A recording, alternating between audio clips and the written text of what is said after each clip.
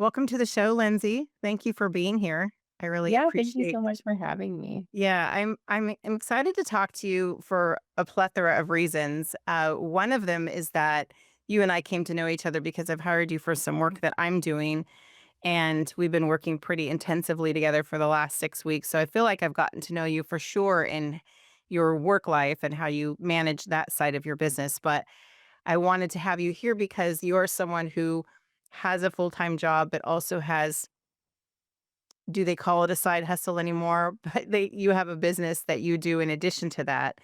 And I find as an entrepreneur, I meet people who are one or the other, or one is trying to achieve the other, but you are really happy doing both. And you seem to manage it so well. So I thought it'd be an interesting conversation to see how that came about. Yeah, I'm happy to share. I am a little weird in this arena, so I don't know. I am happy, and so I'm very vocal about it. So anything that you want to talk about, I'm an open book. Well, it's also part of your marketing, the way that you share your story in terms of the work you do. So let's just let people know, first of all, tell us about the actual job that you have, the 8 to 5 or 9 to 5 or whatever those hours are that are the typical 40-hour a week job that you have. Yeah, I'm a project manager. I've been with the same company for almost 20 years. Last night we were talking. We were at my grandpa's birthday party, and we were talking about, me celebrating 20 years pretty soon, and my husband goes, "And tell everyone how many times you've called in sick, or how long has it been since you called in sick?" And I said, "20 years." Like, I'm just a very disciplined and dedicated person. Like, you can count on me no matter what. Like, the one time I remember not feeling well, and I went to work, and I walked in and she said, "You need to go home." So I was like, "I didn't call in sick. I got We sick." don't want what you have. Well, now, how long did you make this switch? Because you work remotely now. Did you make the switch when everybody else made the switch and then just stay home, or how did that No, work? I started, 20 years ago in the office, and I was 20 years old, and I worked and I heard, there's an opportunity later on to work from home, and I didn't live in the town that I live in. I lived in Bismarck. And I was like, gosh, I would really love to like move home to where I'm from. I grew up on a farm and it beside the town where I live now, 700 people, like small town life. My husband was raised here. We went to school together. I was like, what? It would be awesome to move home and be able to work from home. Like, not a lot of people did that 20 years ago. But I'm a homebody. I wanted to be back by my family. Even being, an hour away from them just wasn't my thing. And I was like, "I'm gonna work really hard to prove to them that I can do this, I can work from home. Because you had to, accomplish a lot of things in order to be sent home. You had to be actually worth it because it costs a lot of money to send people home back then. And I worked my butt off, and I got to be, on the list, and I got approved to go home, and so I've been at home since then. And So how long has that been? 2005, I suppose Okay, it was. so way ahead of when everybody else went home. Oh, That yeah. wasn't even Oh, a yeah. thing. Yeah. No. And so Yeah, what and did that's that all. you didn't have kids then, uh, did you? Okay, so tell me the age of your children. You have 3 children. Yeah, my oldest is 15 and then 10 and 7. Okay, and so you also homeschool. We'll add that later. Okay, so now you've been working from home all of this time, and what about coming home, especially since it wasn't a thing then? I'd imagine, I mean, people probably couldn't even understand the concept. They wouldn't understand what you do. And was it hard to, I'm guessing not just with your personality, but was it hard to kind of, for example, my parents would call me and they'll say, "What are you doing?" I'm like, "It's 2 o'clock. I'm working on a Tuesday," kind of thing. And they've gotten to know a little bit more that that's what I'm doing. But did you have to set a boundary with people even in your household with your husband and kind of like, "This is my job. I'm here." Yeah, at first, it was kinda like, I was finally back home because we moved home immediately once I could go, and, eh so it was like, "Okay, well, Lindsay's back home, we can just, like, come over and pop in," And back then, we didn't really use our cell phones as like we do now. It was kinda like I had landlines ringing and people walking in. I thought, I am working from home, yeah, like, I had a dog, and that's all, I had to take care of, but it was kinda funny, but it was nice, and then I had to say, I'm done, like, at 1, so then you can stop over, but it wasn't a problem, and now it's a lot more lenient. I mean, back in the day when I started, even where I work, they were so, strict. Like, you had to they wanted you to even, like, kennel your pet and make sure you have this and that, and I thought, "What are you gonna do, drive to North Dakota and see if my dog's in a kennel?" Like, it was the rules were crazy for work at homes back then, and, like, to where they are now is just vastly different. And when you so what time are you Mountain Time or Central? Central. And does your job, depend on time? Like, what time you start? Do you interact with clients that are in different parts of the country or the world? Yeah, I used to work in international, department for a few years too. But no, they've always been very flexible because I've always told them, I homeschool, so I wanna make sure that I'm done early in the afternoon, like, that's very important to me to have the afternoons with my kids. So, I mean, my team is all over the country, but we all work kind of the same similar schedules, and we just you get your work done and it's fine. What time do you start your day? I was used to start at 5, but now I'm starting at 6, and I end usually at 2. Okay, so you start your work day, not necessarily your alarm day. Right. Okay. So the reason well, we're having this conversation, so we'll take a break and come back, and then I want to talk about the business that you have now, which is what I hired you to help me do, and just the success that you're having in a space that is I have a greater understanding of it as I've worked through my own the things that we're building. We'll talk about that, but it is you have achieved the thing that so many of us out here are trying to do. So I just want to talk about that and how the balance works because we've talked about your job, but let's now talk about the business that you run so efficiently around all the other things you're doing. So let's take a break. We'll talk more with Lindsay in just a moment.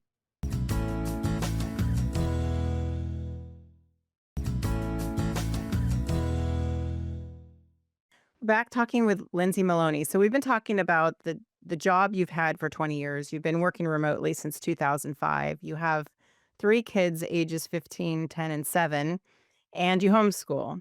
And part of the reason I wanted to have you on is because you also have a very successful business. I don't know if you say that it's on the side because it's a full business. And I want to know what about you made you decide to also have a business? And like I said when we started the show, a lot of people start a business to leave their job. And was that ever your intention? Looking back at journal entries from the past, like I have a lot of 5-year journals, so I can go back and look and see, what was I thinking and experiencing. That was a part of my language for quite a while um, because I thought that it had to be. And I didn't start a business to get out of my job. I started like a lot of people do. I started with remember back in the day when they had like little parties where you could go to people's houses and test different foods and then you could buy it. Like I was always into all of that stuff. Selling this and selling that. Like I always had that entrepreneur blood flowing through me. My And dad's a also probably wanting that connection with people because you were home. not really. I don't really You don't really have that. No, I just thought it was fun to, like, get the business kits and, oh, like, I see. do all that stuff, but then, To have the parties, yeah. yeah, and if I could, back then have set it up to sell online, I would've, because the people thing was the thing that always was like, "I don't really like that part." No, but I've always had that in me. Like I said, my dad's a farmer and rancher, and it just I think that's just a part of who I am. Mhm. Uh, but then I kinda got tired of that aspect of it, and I thought, this is kinda like what else could I do? You could Google back then how to, business ideas for moms, and it was always that kinda stuff. Well, then pretty soon I started getting people to ask me about I had after my son, I had lost 90 pounds, and people started noticing it just from around where I lived. And they started asking me, "How did you do that?" And I thought, "You know what? It wasn't rocket science. It was I did this, this, and this." And people actually started to ask me if I could help them. And so I studied, like, I wanted to have the background to actually help other people. So I got certified in all kinds of different health coaching things, nutrition, fitness. People would come to my house, I would help them work out. I had a little home gym in my basement, like, and I had another baby. So baby number 2 was here. So during her nap times, I would bring clients in and we would work out together. Like I was doing the health and food coaching for people in real life, and I brought it online. And that went really And when you say you well. brought it online, because what year was this? It was, like, right when Instagram came. So, when was that? Maybe 20 yeah, Gracie was, it was around 2014-ish, a little bit before that. So bringing something online wasn't super simple, No. to a social media space, because back then Instagram was just pictures. So did you use Instagram to promote your business? I did, but at first it was a lot of Facebook because Instagram wasn't even a thing. Mhm. Right when Instagram came is kinda when I had my daughter and I shut everything off. Like, I wanted to focus on her. And like, deactivated everything, like, I didn't wanna do it anymore, I wanted to just be with her, um, and then I took maybe a 9-month year off, and then I was like, "Gosh, I'm gonna download Instagram again." I was in a doctor's office, my son was at an appointment, and I'm like, "I'm just gonna download it and see what's going on here." And then I started seeing people's pictures of food because that's all it was, like, Yeah. all these, like, healthy things that I was following. It's like, "Gosh, I miss this. I'm gonna start my health coaching business back up, but I'm gonna bring it full online. I don't really wanna do in-person stuff. It's just too hard with 2 kids." And so I started it. I joined this program that was like, skyrocket your business in 30 days. And like, okay, well, that sounds fun. Well, I finished the program in 2 weeks and I was like, hey, now what? Like, now what should I do? And then I realized I love the business aspect of this. And I went to school for business. It's always been in my blood. I loved the business side of all the things that I've done. Like, why don't I just start business coaching and drop the health stuff? And so I did, and I hired my first coach. It was a $7,500 investment I paid for her, That's and, the like thing. I wanted to stop you there for a second, because a lot of times in this space, people don't realize that coaches hire coaches. I mean, I hired you to coach me through building out some things that I get in my own head, I get stuck. I'm capable of so many things that I don't even know how to implement them. So when you say business coach, what type of business, and what were people coming to you for at this point? Because there's all kinds of different coaches, right? All kinds of Mhm. different aspects of business as well. I needed guidance in shifting from health coaching to business coaching. I had at first in my mind, I wanted her to help me do that because I didn't know how to pivot. So it was a lot of conversations on, how can I shift it from this to this? What do I need to do? And it was just like me doing it. She sent her and, telling her, okay, did this. Now what should I do? And just kind of guiding me through it. It was just a few months with her. And then I just always paid attention to, okay, now what do I need to do? Do I know how to do it? And could I do it? Can I do it quickly? If not, I'm gonna join something that's gonna help me do it faster. So I've always been, We're out investing in yourself. yeah, always, yeah. Yeah. Mm, And I think that that's a good expectation to have for yourself. I mean, we can, we can, we have so much even more information than when you started. I mean, we could go to YouTube and learn this, and we could go here and learn that and piece it all together. And when I'm building something out for someone, just for full disclosure, I hired you to help me build out some of the digital product suite, the suite that I want to offer as someone who coaches people through media appearances, brand deals, speaking gigs, and actually help them write and craft and pitch the entire process. So when I think about the steps that it takes, I want to always make sure that I'm providing something that they couldn't gather up even in an afternoon.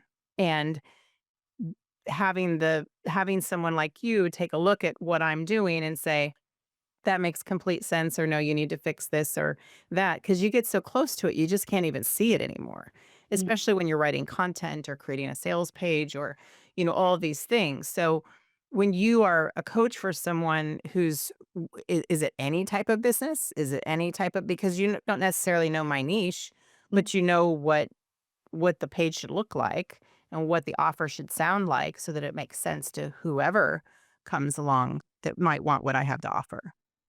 Yeah, I don't coach people and say that I don't understand your products the way that you do, and there's no way that I would have the capacity to do that, right? Sure. I have health coaches, I have fertility I have all kinds of coaches in my world.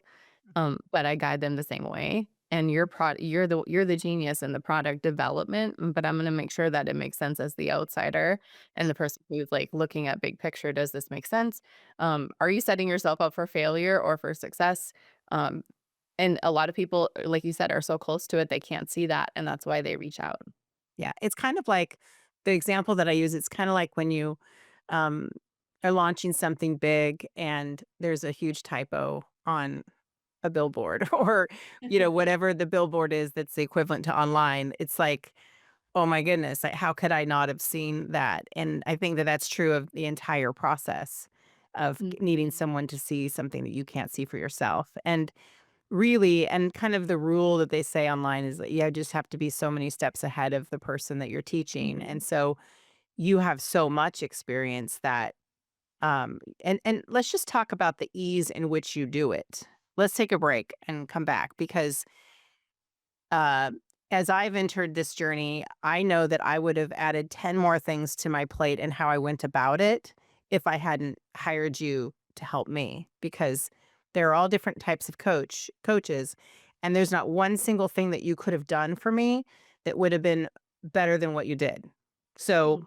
and it doesn't I said to you recently that you don't really do anything first, you're constantly responding to what I do, and I think that that's what we're supposed to be doing, right? I don't want a bunch of worksheets or lessons or modules. I want you to tell me that I'm doing it right. So, let's take a break. When we come back, I wanna talk about that just a moment.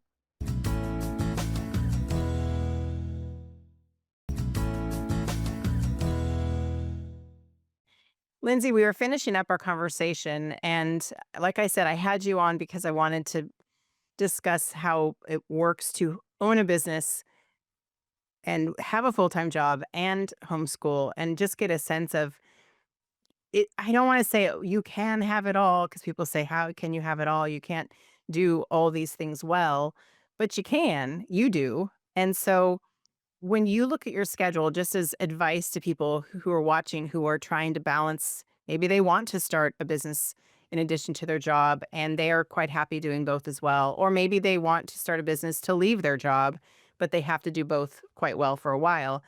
What part of your schedule or what part of your mentality, whatever it is that makes it work for you? Obviously, your work ethic, obviously, the examples your parents set, but on a day to day basis, what are the challenges that you see and how do you overcome them? Or are you so in a rhythm now that you've learned how to face all of those things? I am in a really good rhythm. I've always been that type of person. Routine. Like my day is almost the same all the time. And my kids thrive off of that. I think all kids Oh, for thrive off sure. of Yeah. routine. Mhm. And so my kids are happy. They do their thing. I do mine when I'm working. Obviously it's so different from when I had newborns, but I'm very adaptable when it comes to the important things like, raising babies and working from home. Like that's no joke, right? And having a business while raising little kids who need you. I'm adaptable, but I'm also very ruthless with my time. Like my kids and my family will come first no matter what. I have strict hours when it comes to clients and when I respond to things. I have strict hours when it comes to going on calls. That's always been important. I think there's so many coaches who think they need to bend over backwards in order to make things happen, and you don't. There's always tomorrow. I think worrying and stress, and anxiety about what tomorrow brings is a no-no. I mean, it says, like, I'm a very faithful person. What does it say in the Bible? Do not worry about tomorrow. It'll take care of itself. Um, And I've always just trusted, like, my faith has been such a guide, for me as I've built my business and, learned how to be a mom and learned how to be a good wife and try to be as the best woman and daughter as I can.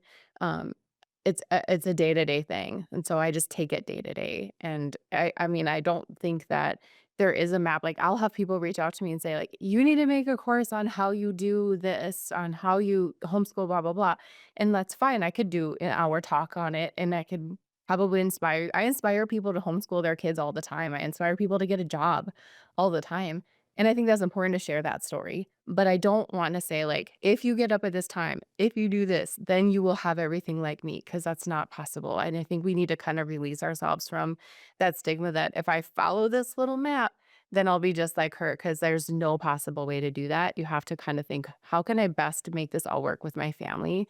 And put your family first, and then, like, just trust that it'll all come together. But I think, like, in the long run, discipline, routine, and just I ho I don't like to be idle.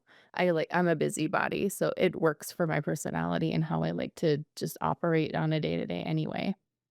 So when we talked about one of the things, I mean, everything that you're saying makes so much sense because I've seen it from my side of things in terms of just of the work that we've done together. I see when you're popping into the apps that we use to communicate, and I like that you don't respond to me necessarily because I've put something in there. You respond to me at certain times, and I've gotten to know that flow and that rhythm as an outsider looking in at your life and how you manage that time.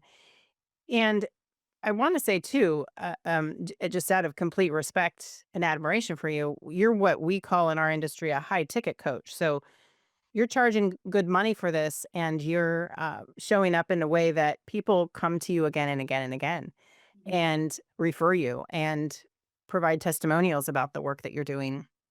And so it's not something that you can take lightly when you're charging what you charge for the direction you're providing. And obviously, you started, at a different level, and you've worked up and worked up. And so then I think it's an interesting thing because then you're deciding how much your time is really worth, like literally putting a dollar sign to it. Mhm. Yeah, it's always scary to raise prices and do it, but it always works out, and I only do it when I feel like, when you're tapped out and you're maxed out with clients and you're like, "I gotta, like." I feel like raising prices is a way to give myself some breathing room, but it always everything always falls back right into place. It's just how it's been. Well, I wish you the best. And I know we'll stay in touch even after this. Our time ended yesterday, and I want to keep going, but I've got some good work. I got a lot of work done with your help, Yeah. and I'm ready to go. So thank you for all of that, and I just always wish you the best. Aw, thank you You so make it much, look and so we will easy. definitely stay in touch. All right, take care. Thank you.